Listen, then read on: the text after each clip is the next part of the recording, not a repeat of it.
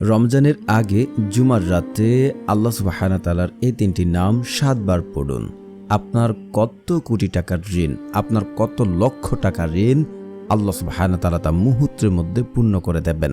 আপনার মনে যত কঠিন আশাই থাকুক না কেন, আল্লাহ সুবহানাহু ওয়া তাআলা তা কবুল করবেন। আপনি যদি সাংসারিক জীবনে অভাব অনটনে, দুঃখ কষ্টে, আপনার ঘর থেকে অভাব অনটন দূর হচ্ছে না, ব্যবসায় ভালো কিছু করতে পারছেন না, ধন সম্পদ বৃদ্ধি হচ্ছে না, আজকে জুমার রাতে আল্লাহ সুবহানাহু ওয়া তাআলার এই তিনটি নাম আপনারা ৭ বার করে পড়ুন। তারপর ফলাফল নিশ্চয়ই দেখতে পারবেন। আপনার রাত্রে আমল করবেন, ইনশাআল্লাহ রাত্রে কি আপনি বুঝতে পারবেন যে আপনার দোয়া কবুল হচ্ছে। তাই বলছি, না টেনে সম্পূর্ণ ভিডিও দেখার জন্য। আজ পর্যন্ত এই আমল করে ব্যর্থ হয়েছে এমন লোক খুঁজে পাওয়া যাবে না ইনশাআল্লাহ। তাই বলছি, না টেনে সম্পূর্ণ ভিডিও দেখার জন্য। প্রিয় দর্শক, যারা আমার চ্যানেলটি সাবস্ক্রাইব করবে তাদের মনের আশা পূর্ণ করবেন আল্লাহ সুবহানাহু ওয়া তাআলা। কারণ যাদের মন ভালো তারা অন্যদেরকে সহযোগিতা করেন এবং আল্লাহ তাআলা তাদের মনের আশা পূর্ণ করেন। আপনি যদি চান যে আল্লাহ সুবহানাহু ওয়া তাআলা আপনার ধন সম্পদ বৃদ্ধি করে দিক, আপনার অভাব অনটন দূর করে দিক, আপনার সমস্যা সমাধান করে দিক, আপনার মনের আশা পূর্ণ হোক, ব্যবসায় ভালো কিছু করতে পারছেন না, ব্যবসায় সফলতা আসুক, সেজন্য শুক্রবারের রাত্রে এই আমলটি এই নিয়মে এই পদ্ধতিতে করে ইনশাআল্লাহ আল্লাহ চাহে তো তার সমস্ত সমস্যার সমাধান হয়ে যাবে। দেখা যায় যে অনেক যুবক ভাইরা অল্প পরিশ্রম করে, অল্প কাজ করেও তারা কিভাবে সফলতা পেয়েছে। অনেকে দিন রাত পরিশ্রম করেও যেন জীবনের ভাগ্য, জীবনের চাকা ঘোরাতে পারছে না, সফলতা জীবনে আসছে না। কিন্তু কঠিন পরিশ্রম না করেও অনেকের অভাব অনটন দূর হয়েছে, আবার অনেকে কঠিন পরিশ্রম করেও জীবনের অভাব অনটন দূর হচ্ছে না। আল্লাহ সুবহানাহু ওয়া তাআলা যাকে ইচ্ছা তাকে অটল ধন সম্পদ দান করেন, যাকে ইচ্ছা তাকে বিপদে আপদে ফেলেন। আল্লাহ সুবহানাহু ওয়া তাআলা পরীক্ষা করেন। আল্লাহ তাআলার কাছে চাইলে কোনো কিছুর অভাব নেই। দুঃখ কষ্ট আল্লাহ সুবহানাহু ওয়া তাআলার পক্ষ থেকে আসে, তিনি দান করতে পারেন সফলতা, দূর করতে পারেন অভাব অনটন। তাই আমাদের আল্লাহ তার প্রিয় রাসূল সাল্লাল্লাহু আলাইহি ওয়াসাল্লামের বাদলানো কিছু আমল করতে হবে। আল্লাহ চাহে তো এই সংকীর্ণতা কেটে যাবে, ফিরে আসবে জীবনে সচ্ছলতা। প্রিয় নবী সাল্লাল্লাহু আলাইহি ওয়াসাল্লাম হাদিসে ইরশাদ করেন, আল্লাহ তাআলার ৯৯টি গুণবাচক নাম রয়েছে। যে ব্যক্তি এই গুণবাচক নামগুলির জিকির করবে সে জান্নাতে যাবে। দৈনন্দিন জীবনে আল্লাহ তাআলার গুণবাচক নামগুলি জিকির আজকার করবে, আমল করবে, আল্লাহ সুবহানাহু ওয়া তাআলা তাদের মনের আশা পূর্ণ করবে। আজকের ও আমল রয়েছে আলাদা আলাদা ফজিলত উপকার ইনশাআল্লাহ। হযরত আবু হুরায়রা রাদিয়াল্লাহু আনহু থেকে বর্ণিত, রাসূল সাল্লাল্লাহু আলাইহি ওয়াসাল্লাম বলেছেন, আল্লাহ বলেন, হে আদম সন্তান, আমার ইবাদতের জন্য তুমি ঝামেলা মুক্ত হও। আমি তোমার অন্তরকে প্রাচুর্য দিয়ে ভরে দেব এবং তোমার দারিদ্র আমি গুছিয়ে দেব। আর যদি তা না করো তবে তোমার হাত ব্যস্ততায় ভরে দেব এবং তোমার অভাব অনটন দূর হবে না। তিরমিজি শরীফের হাদিস। তো আমরা এগুলো থেকে বুঝতে পারি আল্লাহ সুবহানাহু ওয়া তাআলার নামের আমল কখনোই বিফলে যায় না। আর আল্লাহ তাআলার কাছে চাইলে আল্লাহ সুবহানাহু ওয়া তাআলা কখনোই খালি হাতে ফেরত দেন না। আল্লাহ তাআলা কুরআনে বলেন, উদউনি আস্তাজিব লাকুম, তোমরা আমাকে ডাকো, আমি তোমাদের ডাকে সাড়া দেব। রাসূল সাল্লাল্লাহু আলাইহি ওয়াসাল্লাম হাদিসে ইরশাদ করেন, যখন কোনো বান্দা আল্লাহ তাআলার কাছে দু হাত তুলেন, আল্লাহ রাব্বুল আলামিন ওই বান্দাকে খালি হাতে ফেরত দিতে তিনি লজ্জাবোধ করেন। আল্লাহ সুবহানাহু ওয়া তাআলার কাছে কোনো কিছুর অভাব নেই। প্রথমে বলেছি যে দেখা যায় যে অনেক মানুষ অল্প পরিশ্রম করে জীবনে সাফল্যতা পেয়েছে, জীবনে প্রাচুর্য পেয়েছে, কিন্তু অনেক মানুষ জীবনে কত কষ্ট, কত পরিশ্রম, দিনের পর দিন মাথার ঘাম পায়ে ফেলছেন, কিন্তু কোনো রকমই যেন সাফল্যতা আসছে না, কোনো রকমই যেন জীবন পরিবর্তন হচ্ছে না। আপনাকে ধৈর্য ধারণ করতে হবে, আল্লাহর কাছে চাইতে হবে, ইনশাআল্লাহ আল্লাহ চাহে তো আল্লাহ আপনাকে দেবে। হয়তো আল্লাহ সুবহানাহু ওয়া তাআলা এর ভিতরে ভালো কিছু রেখেছেন, আল্লাহ সুবহানাহু ওয়া তাআলা আপনাকে পরীক্ষা করছেন। আল্লাহ সুবহানাহু ওয়া তাআলা যাকে ইচ্ছা তাকে অটল ধন সম্পদ দেন, আবার যাকে ইচ্ছা তাকে অভাব অনটনে ফেলেন। আল্লাহ সুবহানাহু ওয়া তাআলা পরীক্ষা করেন, কাউকে ধন দিয়ে পরীক্ষা করে দেখে যে সে কি করে, কাউকে না দিয়ে পরীক্ষা করে সে কতটুকু আল্লাহ সুবহানাহু ওয়া তাআলার উপরে তাওয়াক্কুল আছে, আল্লাহ সুবহানাহু ওয়া তাআলার উপরে কতটুকু শুকরগুজার আছে। আল্লাহ সুবহানাহু ওয়া তাআলা এমনভাবে পরীক্ষা করে থাকেন। আর আমল করলে, দোয়া করলে, দোয়া কখনোই বিফলে যায় না, দোয়া কখনোই বিফলে যায় না, কখনোই যাবে না। যদি আপনারা সত্য মেনে আমল করতে পারেন, দোয়া করলে তিনটা থেকে যে কোনো একটা হবেই হবে।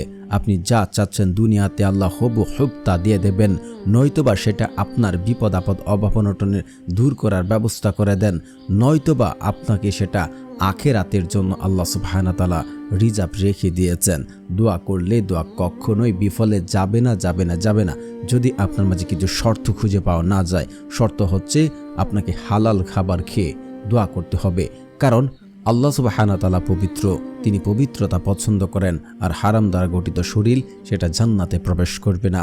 দ্বিতীয়ত হচ্ছে আত্মীয় সম্পর্ক চিহ্নিতকারী কোনো দোয়া করলে সে দোয়া কখনোই কবুল করা হবে না। অনেকে দেখতে চায় না, আত্মীয় স্বজনকে পছন্দ করে না, তার সাথে সম্পর্ক রাখতে চায় না। আপনাদের একটা হাদিস আমি বলে রাখি, যদি কোনো মুসলমান তার আত্মীয় সম্পর্ক, তার ভাই, তার বোন 3 দিনের বেশি কথা না বলে এবং এভাবে যদি সে মারা যায়, তাহলে সে জাহান্নামে যাবে। অবশ্যই আত্মীয় সম্পর্ক চিহ্নিত করা কোনো মুমিনের কাজ নয়। তৃতীয়ত হচ্ছে পিতামাতার অবাধ্য সন্তানের দোয়া কবুল করা হয় না। চতুর্থত হচ্ছে আমল করছেন, পুনরায় পাপ কাজ করছেন, তাড়াহুড়া করছেন, কেন আমলে ফলাফল পাচ্ছেন না, এমন করলেও আপনার আমল কবুল করা হবে না, আপনার দোয়া কবুল করা হবে না। এখন কথা হচ্ছে যে এগুলো শর্ত আপনার মাঝে নেই, এখন আমলটি আপনারা কিভাবে করবেন? যেহেতু জুমার রাত, আপনার রাত্রে ভালো করে পরিষ্কার পরিচ্ছন্ন কাপড় পরবেন, উত্তম রূপে উজু করবেন, উজু করে ঘরে এসে জায়নামাজ বিছিয়ে জায়নামাজে বসবেন। বসে আপনারা এই কাজটি করতে হবে যে আমি আমল করছি, আমল দ্বারা আল্লাহ আমাকে দেবে। আপনি আমল করছেন, নিজে নিজে যদি কনফার্ম হতে পারেন, বিশ্বাস করতে পারেন আমি আমল দ্বারা ফলাফল পাবো, আল্লাহ আমাকে দেবে, আমি আল্লাহর কসম করে বলতে পারি, আল্লাহর কসম করে বলতে পারি, আল্লাহর কসম করে বলতে পারি, আল্লাহ আপনাকে দেবে আপনি যা চান। এটা আল্লাহর ওয়াদা, একটা হাদিস রয়েছে, বান্দা যেমন আল্লাহর প্রতি ধারণা করে, আল্লাহ ঠিক তার সাথে তেমন আচরণ করে থাকে। আপনাকে ইয়াকিন এবং বিশ্বাসের সাথে কায়মুন বাক্যে আল্লাহ তাআলার কাছে চাইতে হবে। তারপর আপনারা ইস্তেগফার পড়বেন। ইস্তেগফার পড়লে আল্লাহ সুবহানাহু ওয়া তাআলার ওই ব্যক্তির অভাব অনটন দূর করে দেন। তার জীবনে কঠিন থেকে কঠিন বিপদ আপদ আসলেও আল্লাহ সুবহানাহু ওয়া তাআলা ওই বিপদ আপদ থেকে উদ্ধার হওয়ার জন্য পথ দেখিয়ে দেন। শুধু তাই নয়, আল্লাহ সুবহানাহু ওয়া তাআলা ওই ব্যক্তিকে এমন সকল জায়গা থেকে, এমন সকল উৎস থেকে রিজিক দান করেন যা সে কোনোদিন চিন্তাও করেনি, কল্পনাও করেনি। অবশ্যই আপনারা ইস্তেগফার পড়বেন 100 বার। আস্তাগফিরুল্লাহ, আস্তাগফিরুল্লাহ, আস্তাগফিরুল্লাহ নাবার, আস্তাগফিরুল্লাহ, আস্তাগফিরুল্লাহ। এভাবে আপনারা 100 বার ইস্তেগফার পড়বেন। তারপর আপনারা পড়বেন দুরুদ শরীফ। দুরুদ শরীফ 3 বার পড়বেন। দুরুদবিহীন দোয়া কবুল করা হয় না। দুরুদবিহীন দোয়া যদি আপনি করেন, সেটা আসমানে গিয়ে জ্বলন্ত অবস্থায় থাকবে, আপনার দোয়া কবুল করা হবে না। অবশ্যই যারা পারেন না আমার সাথে সাথে পড়ে নিন।